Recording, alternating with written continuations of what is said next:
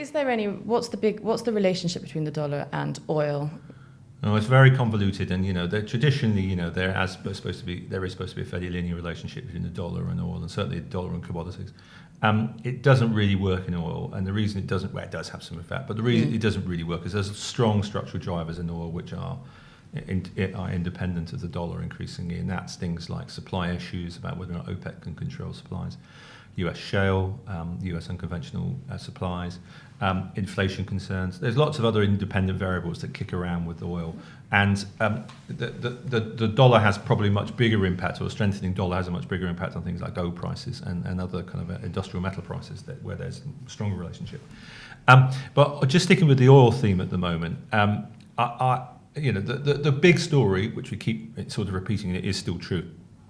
It's moved out of a 40 to 60 trading range and it's moved into a 60 to 80 trading range. And which is what you said, which is since we've seen a higher kind of trending average. And I would suggest that that's unlikely. We're unlikely to see a kind of regime shift where we see the trading band move down to 40, 60 or up to 80, 100, i.e. out of the 60, 80. Because we've got this kind of supply-demand imbalance going on, is that there's not a lot of spare inventory around. There's strong argument for suggesting that we are quite close to the point at which you could begin to have shortage issues and inventory problems.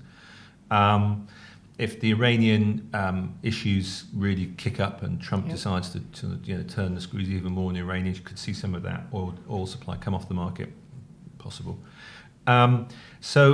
And I think, therefore, how oil bounces around in a 60 to 80 trading range is very difficult. But it all goes back again to the dollar, and it goes back to the global economy.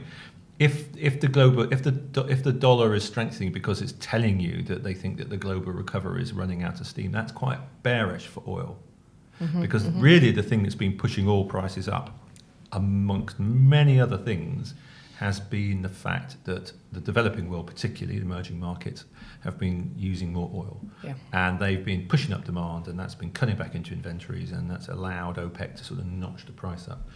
And if the dollar strengthening is telling you that people are worried about that recovery, and they're starting to buy dollars and buy US Treasury bonds, which are now around 3% yield, then that's negative for oil.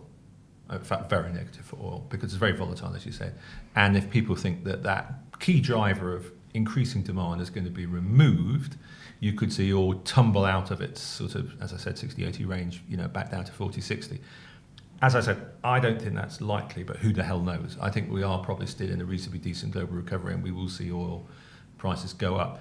But all bets are off if the strengthening of the dollar is telling us that there's trouble ahead.